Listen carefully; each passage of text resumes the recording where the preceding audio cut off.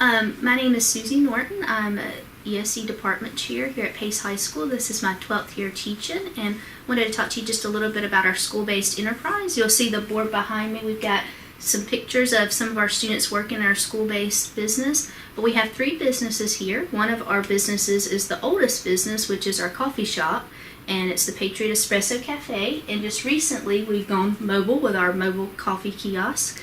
And the coffee shop is run by our alternately assessed students. They sell to students in the morning and to teachers on campus. The students have to learn a map of the school so they can make deliveries.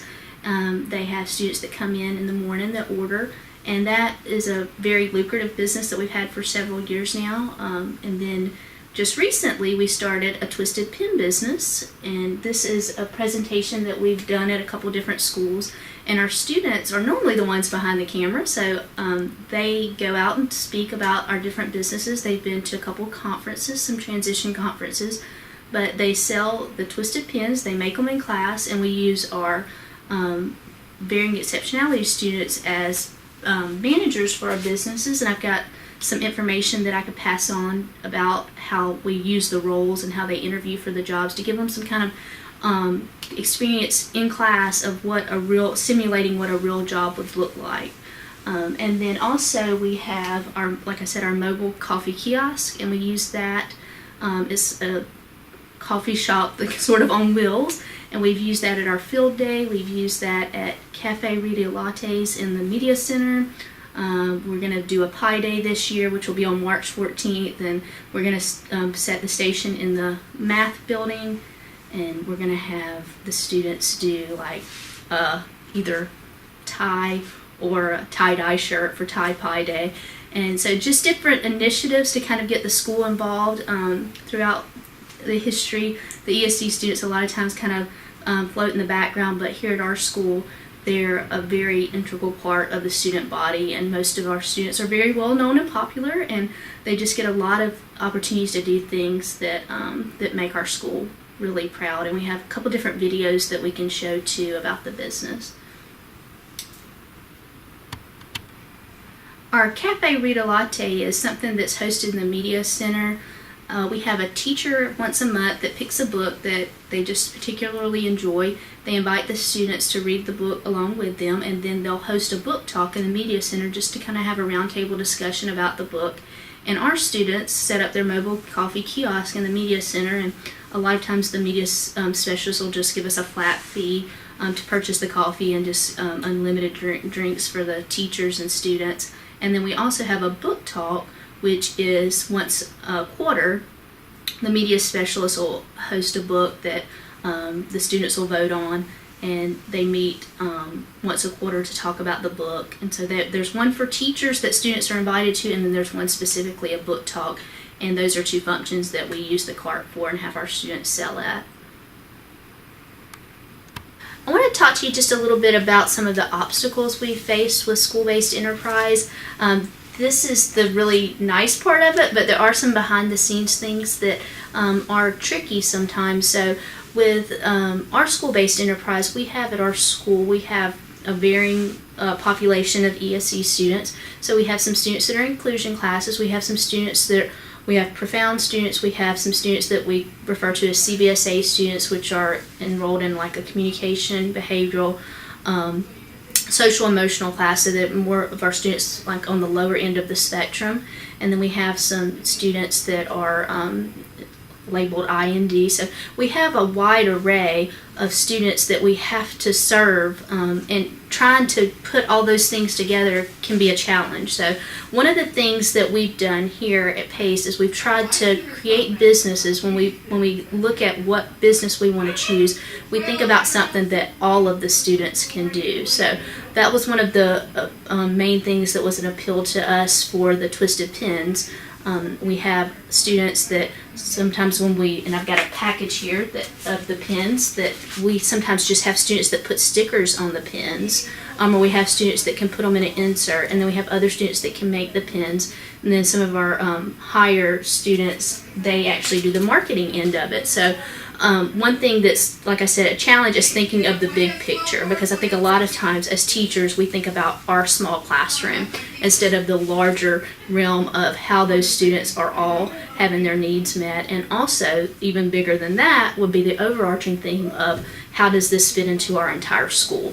So obviously your school makeup and the dynamics of your school are going to affect your sales. They're going to affect the way that students interact with our students. So we try to create a climate in which our students are noticed, they're not falling by the wayside, they're not slipping between the cracks, and we try to think of things that teachers need. And we know that all teachers need a pen because we can never find one. So that was kind of our appeal there. So we do have the students that will sell to the teachers, they'll go to the classrooms, and in our coffee shop in the morning sometimes we'll have students even sell pens out of the coffee shop. So thinking of just really out of the box kind of things about how you can market it and how you can use your different businesses in conjunction with the businesses that already exist. So that was one roadblock that we had, was making sure that the businesses that we had would work with all the students in our varying needs.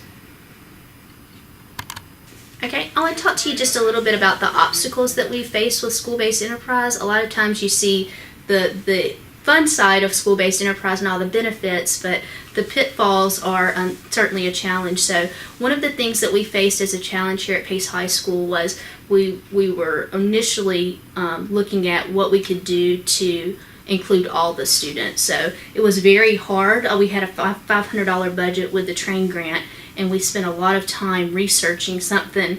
A lot of the ideas that we had were great ideas, but they were things that not all of our students we felt like could participate with. So as the ESC department chair, one of my main responsibilities is to see how the things that we do within our school affects the entire department, and then the overarching idea of how it affects our whole school. So we have students, we have about 80 students with disabilities at our school that are in self-contained settings of some sort, and then we have 160 inclusion students. So we use our Twisted Pen business to work with all of our different students in the department. And so we have students that are profound students, we have students that are CBSA students, which in Santa Rosa County we refer to that class as our communication, behavior, social, emotional. So those are going to be sort of like your students that are on the lower end of the autism spectrum.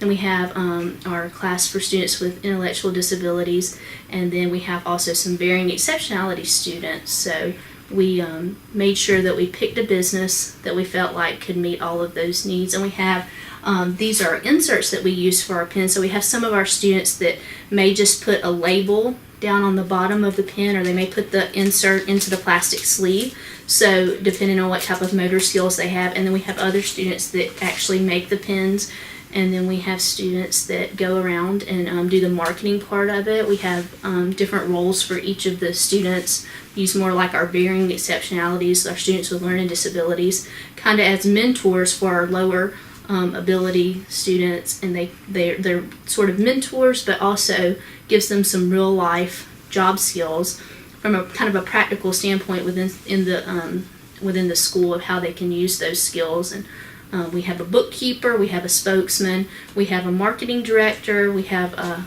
quality control inspector, someone that tests all the pens, and then they go into the classrooms, and we have mobile stations that we set up, and they go into the classrooms and work with the students. And it just gives them a chance to sort of be leaders in a class where they may normally, kind of fade into the background, or those are your students that are kind of at risk for slipping through the cracks. So that's the type of students we're targeting to be leaders within the school-based business. So that's certainly something to consider when you're looking at the dynamics of your school, about what's going to work for you, and then also what's going to work for the specific special needs population that you have at your school.